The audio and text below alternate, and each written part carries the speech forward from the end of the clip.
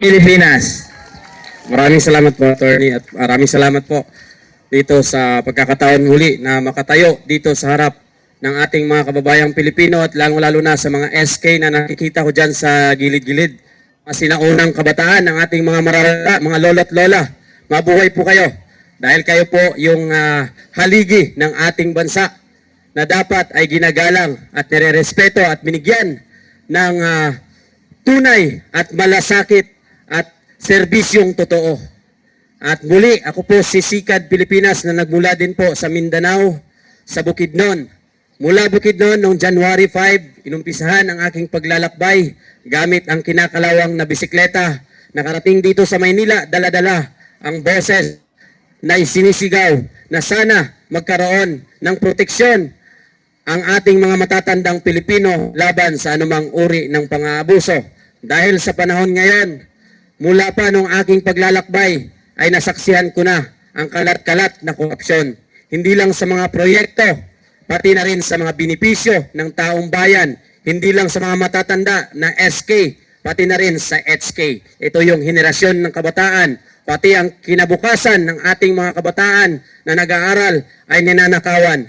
Ninanakaw ang karapatan na mag-aral, ninanakawan ng posisyon na magsilbi ng tunay, hinaharangan, kinikitil at nilalason ng mga kaliwang grupo.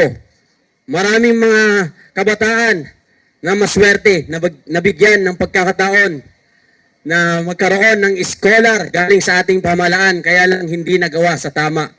Kagaya ko na isang ordinaryong kabataan hindi nakapagtapos ng pag-aaral, marami sa amin na naging vendor na lang. Lumalaban ng patas, kiniklearing pa. Ang kinakalawang kong bisikleta ay isa din pong simbolo ng mga vendor na kinakawawa. Kesyo, ang rason dahil ito sa rally, kaya ikiklearing kayo. Dadaan, delikado dito. Kiniklearing, kawawa. Sila na ngayong lumalaban ng patas. Meron din isang senior citizen dyan na kinawawa. Binaklas ang kanyang gamit sa paninda. Kung tunay ang paglilingkod ng pamahalaan ngayon, bakit yung mga nasa laylayan hindi nila matulungan? Ang kanilang tinutulungan yung mga tambay na hindi natin alam kung saan napupunta ang tulong na napapaabot sa kanila. Baka dinodroga lang.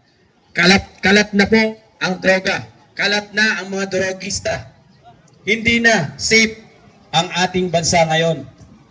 May mga naririnig tayo sa social media at sa mga balita na sa panahon daw ngayon ay naging safe ang Pilipinas. Nasaan ang safe? Maraming ninanakawan, maraming napapatay sa lansangan, maraming mga riding in tandem na nangyayari ngayon. At pati ang mga pinagkaloob ng pamahalaan sa ating mga matatanda na lupain sa probinsya ay inagaw pa.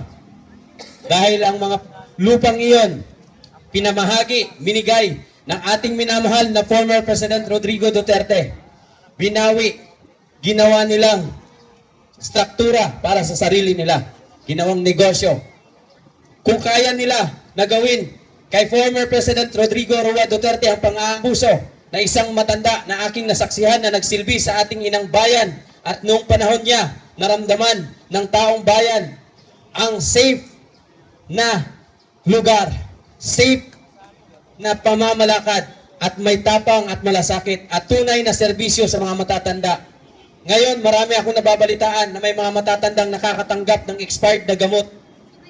Ganun ba ang programa ng administrasyong ito? Yan ba ang pinagmamalaki nyo? Ang proyekto nilang pinagmamalaki, ayan, nasa harap natin, barbed wire. Sino bang nakakulong dito? Wala namang nakakulong dito. Parang sarili nila, kinulong na nila sa paglatag nila ng kanilang proyektong barbed wire. Pero nung panahon ni Tatay Digong, ano ang proyekto? Build program. Karagdagang istruktura para sa ating mga kababayan. Para sa susunod na mga henerasyon ay magamit pa ng mga kabataan na sumisipol pa lang. Sa panahon namin ngayon, nawawalan na kami ng tiwala sa pamahalaan. Maraming mga kabataan dyan, tahimik lang. Pero panahon na at mayo, sumikad tayo. Isikad natin, isigaw natin ang tunay na kahulugan ng kalayaan.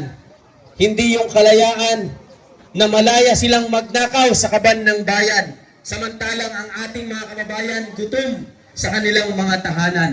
May mga matatandang umaasa ng ayuda, binipisyo sana, pero hindi nakakarating sa kanila. Kasi ang napapriority, sabi nga ng iba, malapit sa luwag, malapit sa kaldero, malapit sa kawali. Lahat ng mga ayuda na pupunta sa kamag-anak lang nila. Ang nabibigyan, yung malakas pa. Paano yung mga matatandang hindi na kayang magtrabaho? Paano sila? Saan ang para sa kanila? Inaabuso nyo. Hindi lang kapangyarihan sa pamumuno dito sa ating pamahalaan ngayon. Kinokontrol ninyo ang pondo na nararapat sana sa proyekto na magamit pa ng susunod na henerasyon.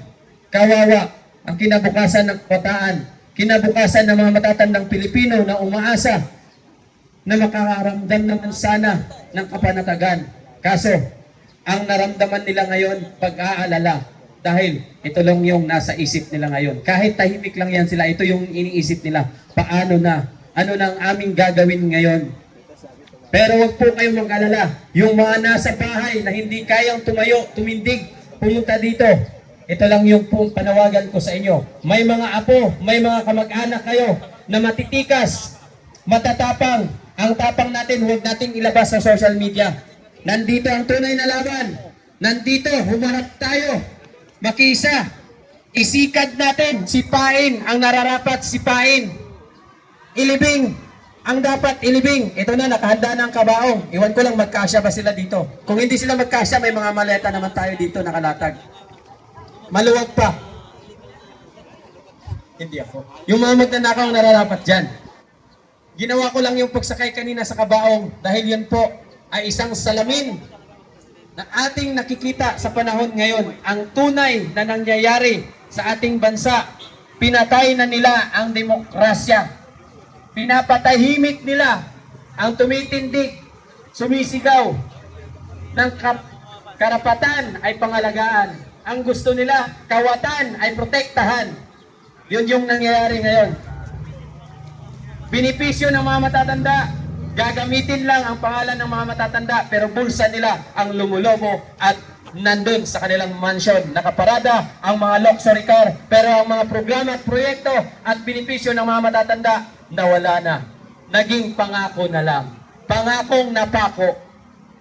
Eto naman dito sa Mindanao, mga kapatid natin dyan na naapektuhan ng lindol. Ito yung nabalitaan ko bilang isang marites din sa social media. Dahil meron akong kamag-anak na nasa Jensan, naapektado ng lindol. Imbis na ipamahagi, ipamigay ang bigas, ginawang negosyo, 20 ang kilo ng bigas. Nagkatotoo daw yung 20 ang kilo ng bigas, kaya lang yung tatak ng cellophane, not for sale. Tarantadong gobyerno. Ginagago nyo ang taong bayan. Akala ko ba, not for sale, bakit kinikilo nyo 20 bigas? Ang programa, ang ayuda, ginagawang negosyo. Ang gulay na binibenta, per kilo din. Dilata, ewan ko lang, hindi ko na masabi. Kasi per box daw may presyo din. Buti pa, ang pangalawang pangulo na tumanggap sa aking pagbisita, kinakalawang na bisikleta, siya lang po yung nagbigay ng chance na makaharap at makausap siya at mapakinggan kung ano talaga ang daladalang mensahe ng kinakalawang na bisikleta na minsan nang napagkamalang basura. Ng isang nagmamayabang na marami na siyang natulungan, pero yung mga natulungan niya in the time na bumalik ay sasabihin niya, tapos na po ang programa para sa inyo. Tapos na po ang camera. 3, 2, 1, action. Tapos na po ang script na para sa inyo.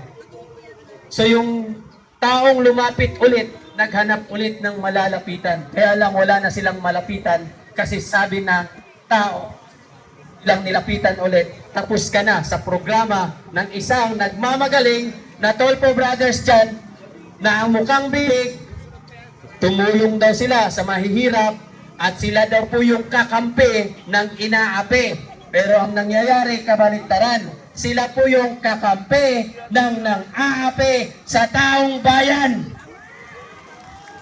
Babaero kasi. Marami kasi siyang pampagana. Kaya iba-iba yung tinitable niya. Swerte, 250K. Saan galing ang pera? Pera yon ng taong bayan. Kung yung perang yon ginamit para sa ayuda, na para sa mga matatanda, yung gatas ngayon, alam ko mahal. Kawawa yung mga senior citizen.